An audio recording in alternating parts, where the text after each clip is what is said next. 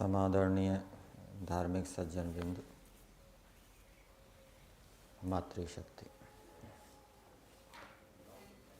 यजुर्वेद का 36वां अध्याय आज मंत्र संख्या 16 का स्वाध्याय किया गया। महर्षि दयानंद जी के वेद भाष्य का मंत्र है, तस्मा अरम गमाम वो यस्य शयाय जिन्वथ आपो जनयथा च न। इस मंत्र की भूमिका में दिया है, फिर उसी विषय को अगले मंत्र में कहा है। और पीछे से ये विषय चल रहा है कि पतिव्रता स्त्रियां कैसी हों। तो मंत्र में दिया है, आपो जनयथा च नः। जैसे जल शांति देने वाले होते हैं, वैसे ही पतिव्रता स्त्रियां भी शांति देने वाली हों। और ये पतियों के ऊपर भी लागू हो जाएगा। पति भी अपनी पत्नियों को शांति देने वाले हों, सुख देने वाले हों, और पत्नियां भी अपने पतियों को सुख देने वाली हों, शांति देने वाली हों। और कैसे बताया? जलों के समान।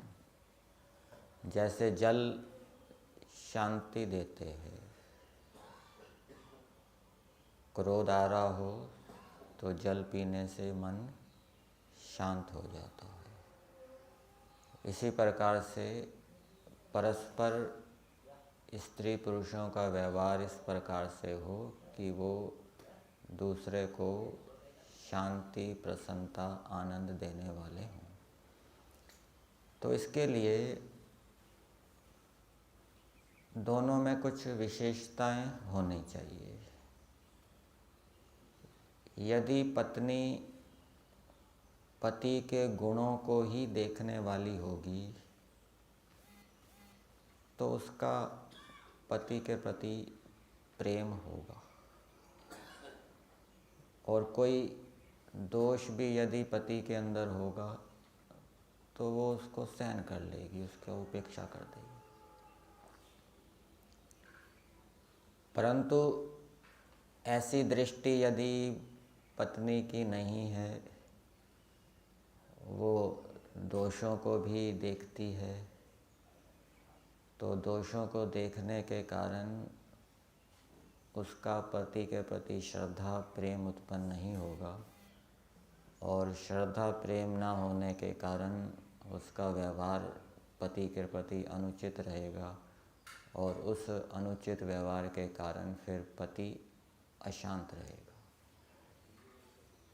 इसी प्रकार से पति की भी ये विशेषता होनी चाहिए कि वो पत्नी के गुणों को ही देखने वाला हो, दोषों को देखने वाला नहीं हो।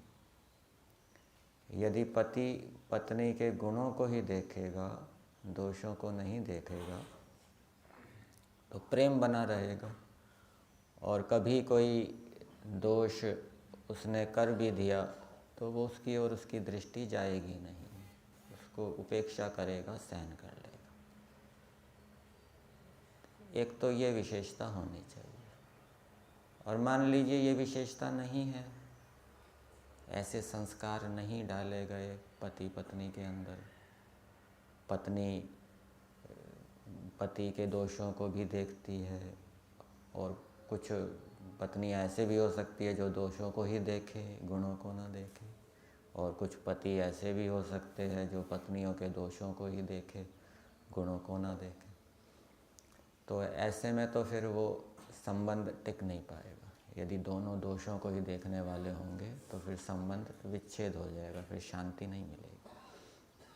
हाँ, यदि ये स्थिति है कि गुणों को भी देखा जाता है, दोषों को भी देखा जाता है, तो प्रयास ये करना चाहिए कि गुणों को अधिक देखे, दोषों को कम देखे, तो उससे प्रेम बना रहेगा। और उसमें ये विचार करना चाहिए कि मेरे अंदर दोष हैं, ये पति मेरे दोषों को सहन कर रहा है, इसके अंदर भी दोष है तो मुझे भी सहन करना चाहिए।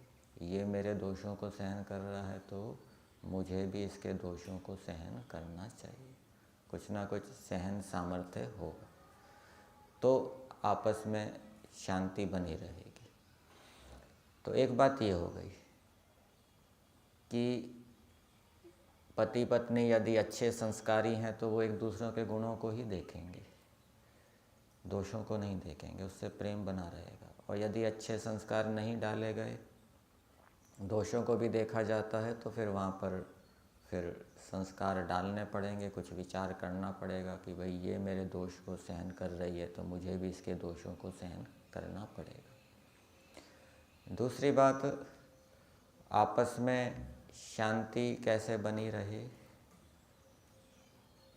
मान लीजिए कोई दोष है पति के अंदर या पत्नी के अंदर, तो उस दोष को दूर करना चाहते हैं तो वहाँ पर एक उपाय स्वामी विवेकानंद जी बताते हैं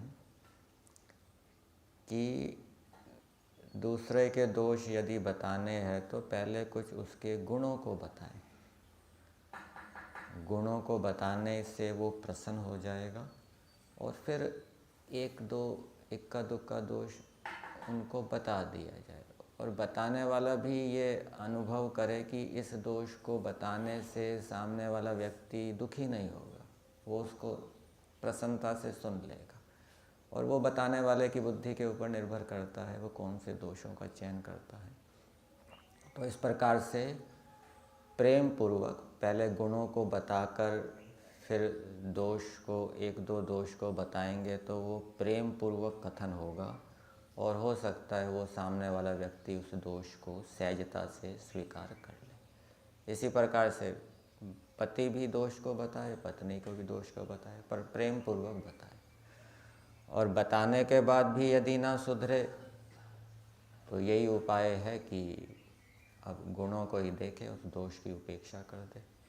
अथवा एक उपाय ये भी बताया है कि मान लीजिए परस्पर दोषों को बताने से दोष नहीं छूटते तो परिवार के और भी सदस्य हैं, उन सबको इकट्ठा बैठाकर सबके सामने चर्चा की जाए, दूसरे भी बताएं, दूसरे भी प्रेरणा दें कि भाई आपके अंदर ये दोष है, ये आपको हटाना चाहिए।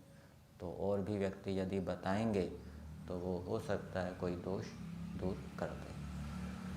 और मान लीजिए कुछ दोष ऐसे होते हैं और कुछ व्यक्ति भी ऐसे होते हैं उनके अंदर सहन करने का सामर्थ्य नहीं होता, बहुत तनाव रहता है, डिप्रेशन रहता है, निराशा रहती है, दिन भर वो दोष घूमता ही रहता है, जीवन बिगड़ना शुरू हो जाता है।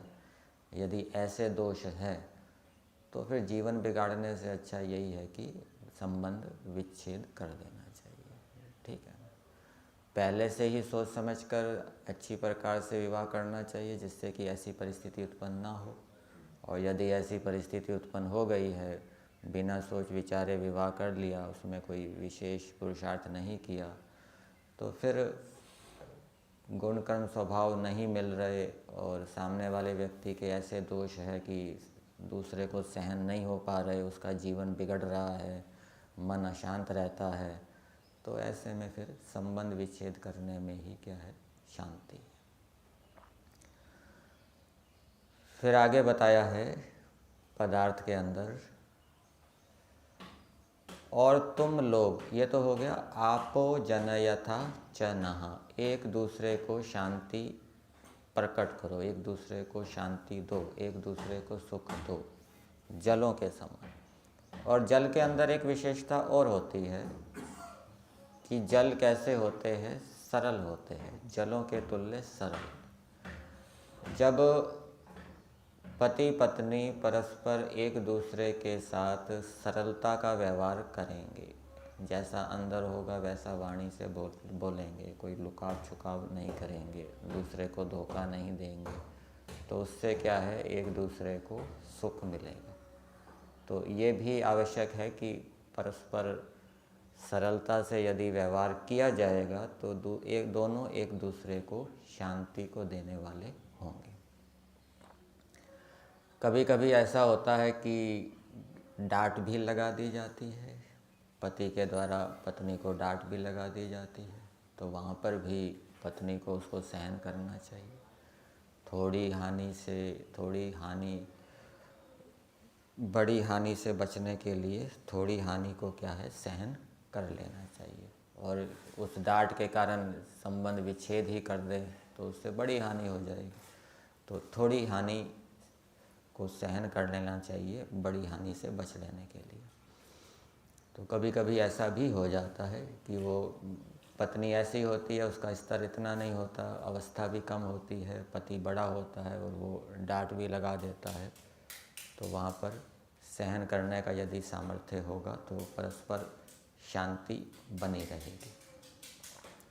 और ये जो परस्पर छल कपट रहित व्यवहार है, परस्पर एक दूसरों के गुणों को देखना है, ये जो व्यवहार है ये सत्संगति के ऊपर भी निर्भर करता है। मान लीजिए पत्नी ऐसी स्त्रियों की संगति में रहती है जो छल कपट का व्यवहार करती है, दोषों की चर्चाएं करती हैं, तो फिर उसका प्रभाव पत्नी के ऊपर भी पड़ेगा, उसके अंदर भी ये दुर्गुण आएगा और फिर उसके कारण परस्पर अशांति हो जाएगी।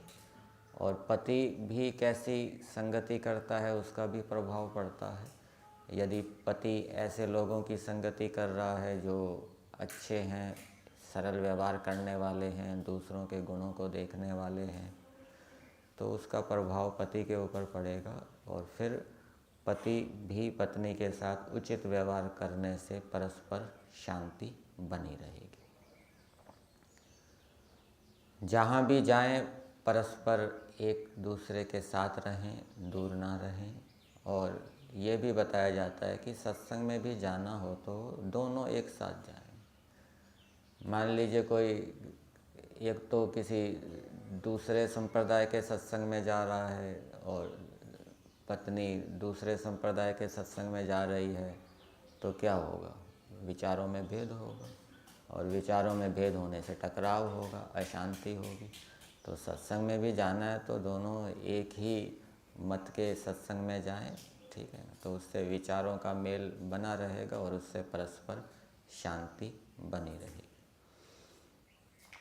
फिर आगे बताया है तस्मा अरम गमाम वो यस्य शयाय जिन्वथा, और तुम लोग, स्त्रियों को संबोधित करते हुए कहा जा रहा है, हे स्त्रियों तुम लोग जिस पति के शयाय निवास के लिए उसको तृप्त करो। स्त्रियों को कह रहे हैं, हे स्त्रियों तुम पतियों के निवास के लिए उसको तृप्त करो। अर्थात स्त्रियों को ये इच्छा करनी चाहिए, उनकी ये कामना होनी चाहिए कि पति प्रेम पूर्वक हमारे साथ रहें, और पतियों की भी ये कामना होनी चाहिए कि पत्नियां हमारे साथ प्रेम पूर्वक रहें, ठीक है। और ये कामना तो हो गई, दोनों में कामना तो होनी चाहिए, लेकिन ये कामना कब पूरी होगी? जब परस्पर एक दूसरे से प्रेम करेंगे तब ये कामना पूरी होगी। और परस्पर प्रेम कब करेंगे? जब दूसरे के गुणों को ही देखेंगे, दोषों को नहीं देखेंगे। तो आदर्श पतिव्रता स्त्री वो होती है, अथवा आदर्श स्त्रीव्रता पति वो होता है जो केवल गुणों को ही देखता है, दोषों को नहीं देखता। तो उनमें आपस में प्रेम बना रहता है, और प्रेम बने रहने के कारण उनके अंदर ये भावना होती है कि ये मेरे साथ ही रहे, कहीं दूर ना जाए, और दूसरे में भी यही भावना होती है। तो तुम लोग जिस पति के निवास के लिए उसको तृप्त करो, उसके लिए हम लोग पूर्ण सामर्थ्य युक्त प्राप्त हो गए। मतलब कि दोनों को ये प्रयास करना चाहिए कि आपस में प्रेम बना रहे, दोनों अलग अलग ना हो, और उसका उपाय मैंने बता ही दिया। आत्मा से प्रेम करने की अपेक्षा यदि ईश्वर से प्रेम किया जाएगा तो अशांति वाली स्थिति उत्पन्न नहीं होगी। क्या बताया? आत्मा से प्रेम करने की बजाय यदि ईश्वर से प्रेम किया जाएगा तो अशांति वाली स्थिति उत्पन्न नहीं होगी। आत्मा से प्रेम करने का मतलब क्या है? अपना स्वार्थ सिद्ध करना। दूसरे को सुख देने के लिए अपना स्वार्थ छोड़ना पड़ता है, कुछ कष्टों को सहन करना पड़ता है। और यदि व्यक्ति आत्मा से प्रेम करेगा, अपना स्वार्थ ही सिद्ध करता रहेगा, तो वो दूसरे को सुख नहीं दे पाएगा, और दूसरे को सुख ना देने के कारण वो परस्पर प्रेम उत्पन्न नहीं होगा। तो ये भावना भी पति पत्नियों में होनी चाहिए, उनके अंदर स्वार्थ की भावना नहीं होनी चाहिए। और ये स्वार्थ त्याग की भावना गुरुकुल प्रणाली में ही सिखाई जाती है। और जितना व्यक्ति के अंदर स्वार्थ त्याग की भावना होगी, दूसरों के लिए, दूसरों के सुख के लिए अपने सुख को छोड़ने की भावना होगी, तपस्या की भावना होगी, उतना दूसरों में सुख दे पाएगा और आपस में प्रेम बना रहेगा। प्राय व्यक्ति बड़े लाभ के लिए तो थोड़ा पुरुषार्थ करता है, और थोड़े लाभ के लिए बहुत अधिक पुरुषार्थ करता है। मतलब कि धन कमाने के लिए, पद प्रतिष्ठा प्राप्त करने के लिए तो बहुत अधिक पुरुषार्थ करता है, लेकिन उससे मिलना बहुत थोड़ा है। और परस्पर शांति बनी रहे, परस्पर प्रेम युक्त व्यवहार बना रहे, उसके लिए बहुत थोड़ा पुरुषार्थ करता है। ठीक है। जबकि अधिक पुरुषार्थ किस में करना चाहिए? परस्पर उत्तम व्यवहार बना रहे, उसमें अधिक पुरुषार्थ करना चाहिए, उससे बहुत अधिक लाभ होगा।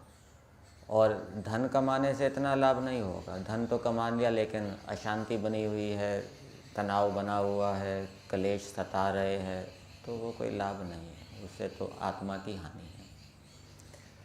तो ये दो बातें इस मंत्र के अंदर बताई है कि पति पत्नी परस्पर एक दूसरे को जल के समान शांति दें, और उनकी परस्पर ये कामना हो कि हम दोनों परस्पर साथ रहें, कभी अलग ना हो।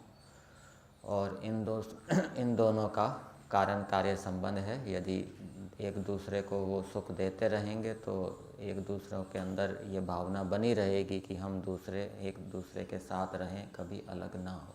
तो वेद का संदेश ये भी है कि पति पत्नी को हमेशा साथ रहना चाहिए, कभी अलग नहीं होना चाहिए। इस मंत्र के भावार्थ में दिया है, स्त्री पुरुषों को योग्य है कि परस्पर आनंद के लिए जल के तुल्य सरलता से वर्ते और शुभ आचरणों के साथ परस्पर सुशोभित ही रहें। पति पत्नी अच्छे आचरणों के साथ सुशोभित रहें। और ये केवल पति पत्नी के ऊपर नहीं घटाना चाहिए, तो महर्षि दयानंद जी की उआ है, उन्होंने ये भूमिका इसकी बनाई है। यहाँ पर वैसे मंत्र के अंदर कोई पति पत्नी शब्द नहीं आया, यहाँ तो केवल आपह शब्द आया है। तो और मनुष्यों के ऊपर भी ये लागू हो जाता है, केवल पति पत्नी ही नहीं।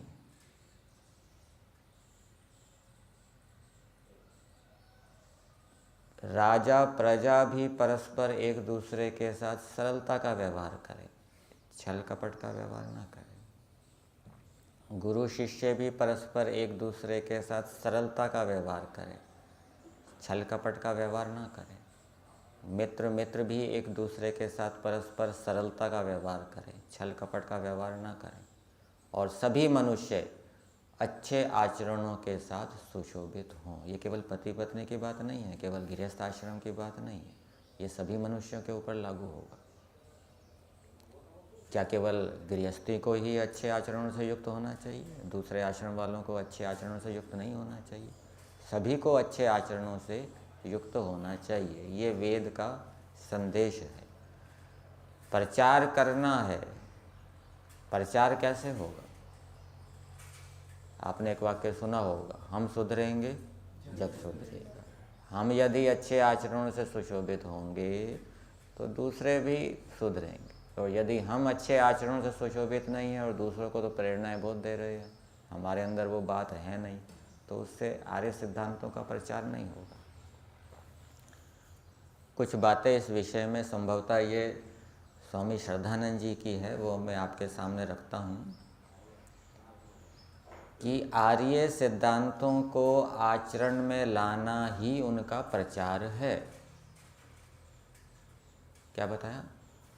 आर्य सिद्धांतों को आचरण में लाना ही उनका प्रचार है, अथवा ईश्वर के गुण कर्म स्वभावों को आचरण में लाना ही उनका प्रचार है। फिर इतना बल नहीं लगाना पड़ता दूसरे को सुधारने में। जब व्यक्ति खुद सुधरा हुआ है, जो बात उसके जीवन में स्वयं है, और बस उसको थोड़ा सा वो दूसरे को संकेत कर देगा, तुरंत दूसरा सुधर जाएगा। और जो बात उसके जीवन के अंदर है नहीं और दूसरे को वो समझाने का प्रयास कर रहा है, उसको बहुत पुरुषार्थ करना पड़ेगा और कुछ सफलता भी नहीं मिलेगी उसमें। इसलिए आर्य सज्जनों का ये कर्तव्य है कि उनके अंदर बहुत सी अच्छी बातें हैं। वो सवेरे जल्दी उठते हैं, व्यायाम करते हैं, ईश्वर की उपासना करते हैं, यज्ञ करते हैं, स्वाध्याय करते हैं, भोजन की शुद्धि रखते हैं, सत्य भाषण आदि कर्मों को करते हैं। तो जो बातें आर्य सज्जनों के जीवन के अंदर हैं वो दूसरों को बताएं भी, क्योंकि दूसरों को बताने से वो जो बातें हैं वो बढ़ेगी। केवल हमारे अंदर हैं और दूसरों को बताएंगे नहीं तो वो बढ़ेगी नहीं, और इससे परोपकार भी होगा, और परोपकार करने से अधिक पुण्य होगा, और पुण्य होने से जल्दी उनको साधना में सफलता मिलेगी, सिद्धि मिलेगी, जल्दी ईश्वर की प्राप्ति होगी। तो ये कर्तव्य है सभी आश्रम वालों का कि वो उपदेश करें। ब्रह्मचर्य आश्रम के विषय में उपदेश का विधान किया है, गृहस्थ आश्रम के लिए भी उपदेश का विधान किया है। हाँ, ये है कि वो गृहस्थ आश्रमी व्यक्ति सन्यासी की तरह इतना अधिक उपदेश नहीं कर सकता, उसके कार्य होते हैं, लेकिन उसके लिए भी उपदेश का विधान है। वानप्रस्थी के लिए भी उपदेश का विधान है, और सन्यासी के लिए तो है ही। तो उपदेश करने से जो बातें उनके जीवन के अंदर हैं, जो गुण उनके जीवन के अंदर हैं, उनका उपदेश करेंगे तो उससे वो संसार के अंदर बढ़ेंगे, उससे परोपकार होगा, धर्म होगा। फिर आगे लिखा है, आर्य लोग अपने आचरणों को उत्तम बनाकर दीपक बने, ताकि उनसे दूसरे दीपक जलाए जा सके। यदि इस योग्य हो गए तो आर्य समाज का कार्य बंद नहीं होगा। तो अच्छे आचरणों को हम धारण करके दीपक के समान बने। फिर आगे लिखा है, यदि अग्नि की धार पर चलने वाले, उपनिषद के अंदर एक श्लोक आता है ना, शूरस्य धारा निशीता दुरत्यया दुर्गम पतः तत् कवयो वदन्ति। ये आध्यात्मिक मार्ग कैसा है? छुरे की धार पर चलने के समान। यहाँ पर लिखा है यदि अग्नि की धार पर चलने, तलवार की धार पर चलने वाले 10 पागल आर्य सज्जन भी निकल आवें, पागल मतलब धुन के धनी, धुनयो यंती अर्थम, एक ये अथर्ववेद के अंदर एक ये वाक्य आता है मंत्र में कि जो धुनी होते हैं, अपने धुन के धुनी होते हैं, वो सफलता को प्राप्त करते हैं, अपने लक्ष्य को प्राप्त करते हैं, जिनमें अपने लक्ष्य के प्रति मर मिटने की लगन लगी होती है। तो ऐसे यदि तलवार की धार पर चलने वाले, मतलब कि जो अपने लक्ष्य की प्राप्ति के लिए मर मिटने को तैयार हों, ऐसे यदि 10 पागल आर्य भी निकल आवें तो राजा व प्रजा दोनों होश में आ जाएं। फिर आगे लिखा है 1880 में आर्य समाज की स्थापना कब हुई? पहले आर्य समाज की 1875 में हुई ना। तो 1880 में आर्य समाज मुल्तान के मंत्री को पत्र में लिखा, संभवतः ये स्वामी श्रद्धानंद जी के वचन हैं, कि आर्य समाज के लोग जनगणना में अपना धर्म वैदिक लिखावें व अपने घर में प्रातः सायं संध्या हवन किया करें। अब बहुत से आर्य सज्जन है वो संध्या हवन करते नहीं और दूसरों को प्रेरणा देते हैं कि भाई आपको संध्या हवन करनी चाहिए। ऐसे आर्य सिद्धांतों का प्रचार नहीं होता। आर्यों को स्वयं अपने घर में प्रातः सायं संध्या हवन करना चाहिए और दूसरों को भी क्या है, प्रेरणा देनी चाहिए। तो उससे बढ़ेगा, ये अच्छे कार्य उससे संसार के अंदर बढ़ेंगे और उससे संसार का सुख बढ़ेगा। फिर आगे एक वाक्य दिया है, यदि जाति को स्वतंत्र देखना चाहते हो, स्वयं सदाचार की मूर्ति बनकर संतान के सदाचार की बुनियाद रख दो। अब यदि पति पत्नी अच्छे आचरणों से सुशोभित होंगे, जैसा कि इस मंत्र के भावार्थ के अंदर लिखा है, तो उसका प्रभाव बालकों के ऊपर भी पड़ेगा।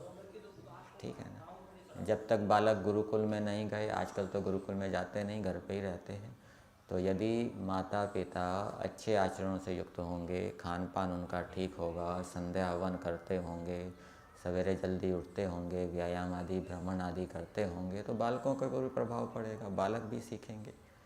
और यदि वो अच्छे आचरणों से युक्त नहीं होंगे तो फिर वो बालकों के ऊपर कुप्रभाव पड़ेगा। और आजकल क्या है कि माताएं नौकरी के लिए भी चली जाती है, वो बच्चों के ऊपर इतना ध्यान नहीं देती, तो वो इतना पुण्य नहीं कमाती। यदि जो माताएं घर में रहती है और बच्चों को सुधारने का प्रयास करती है, उनको सुधारती है, तो उनके परिवार में अधिक सुख होगा, बजाय उनके जिस परिवार में माताएं क्या है, नौकरी के लिए चली जाती है। क्योंकि वो बच्चों को सुधारने के में वो समय देती नहीं है, वो नौकरों के सुपुर्द कर जाती है, बच्चे बिगड़ जाते हैं, उससे पति भी असंतुष्ट रहता है और घर में क्या है, अशांति रहती है। तो अधिक माताएं पुण्य कैसे कमा पाएगी? यदि वो नौकरी धन के लोभ को छोड़कर, धन के लोभ के कारण वो अपने स्वास्थ्य को भी खराब करती है, टेंशन में रहती है और बच्चों की परवरिश भी नहीं हो पाती। इससे अच्छा ये है कि वो घर के अंदर रहे, बच्चों को सुधारे, अच्छी बातें सिखाएं, स्वयं भी अच्छे आचरण से सुशोभित हो, तो वो अधिक पुण्य कमाएगी बजाय उसके कि जो नौकरी कर रही है। और उससे पति भी प्रसन्न रहेगा, क्योंकि बच्चे सुधरेंगे तो पति भी प्रसन्न होगा, तो आपस में क्या है, शांति प्रेम बना रहेगा। तो वही बात आगे बताई है कि बच्चे गुरुकुल में नहीं जाते, घर पर रहते हैं, वातावरण का प्रभाव पड़ता है। जैसे गेहूं की फसल एक विशेष वातावरण में बोई जाती है, ठीक है, वातावरण का प्रभाव बता रहे हैं। उदाहरण के लिए बथुआ भी एक विशेष वातावरण में होता है, गेहूं भी एक विशेष वातावरण में होता है, धान भी एक विशेष वातावरण में होता है। इसी प्रकार से बालकों का यदि हमें निर्माण करना है, बालकों को यदि अच्छे संस्कार डालने हैं तो एक विशेष वातावरण बनाना पड़ेगा। तो जैसे गेहूं की फसल एक विशेष वातावरण में बोई जाती है, घर पर यदि संध्या, हवन, स्वाध्याय, योगाभ्यास का वातावरण होगा तो उसका प्रभाव बालकों पर पड़ेगा। हम अपनी ओर से इतना प्रयास तो कर ही सकते हैं, ठीक है ना। तो माता पिता यदि घर में इस प्रकार की उनकी दिनचर्या अच्छी होगी, योगाभ्यास, संध्या, हवन आदि करते होंगे, तो उसका प्रभाव बच्चों के ऊपर पड़ेगा। इतना तो करना ही चाहिए। बाकी बाहर का वातावरण है उसको तो हम बदल नहीं सकते, घर के वातावरण को तो बदल सकते हैं कम से कम। तो इस प्रकार से घर में भी क्या है, शांति बनी रहेगी और परस्पर प्रेम बना रहेगा। तो पति पत्नी हो या और भी जो भी मनुष्य हो, उनको शुभ आचरणों से युक्त होना चाहिए और अष्टांग योग का अनुष्ठान करना चाहिए। अष्टांग योग के अंदर पहले दो कौन कौन से हैं?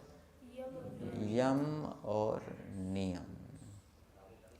तो जो यम नियम का पालन नहीं करता, जो यम नियम का पालन नहीं करता, उसमें विक्षेप उत्पन्न हो जाता है, मल उत्पन्न हो जाता है, शरीर के अंदर भी, काय के अंदर भी और मन के अंदर भी। और मल के उत्पन्न हो जाने के कारण, अशुद्धि के उत्पन्न हो जाने के कारण, किस किस में अशुद्धि?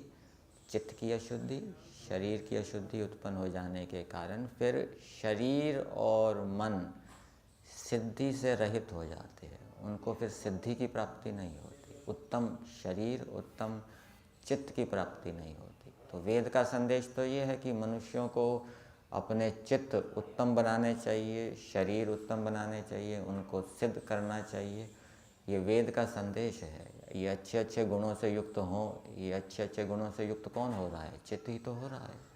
शुभ आचरणों से युक्त होकर परस्पर सुशोभित हों। तो चित्त को भी अच्छे गुणों से युक्त करना चाहिए, शरीर को भी अच्छा शुद्ध बनाना चाहिए, और वो यम नियम के पालन से होता है। तो यम नियम का यदि सभी मनुष्य पालन करेंगे तो वो व्याधि आदि मलों से रहित रहेंगे। व्याधि आदि मल कौन से हैं? व्याधि, त्यान, संशय, प्रमाद, आलस्य, अविरति, भ्रांति दर्शन, अलब्ध भूमिकत्व, अनवस्थित्व। यदि यम नियम का पालन करेंगे तो ये व्याधि आदि योग के मल उत्पन्न नहीं होंगे। कुछ मल शारीरिक हैं, कुछ मानसिक है।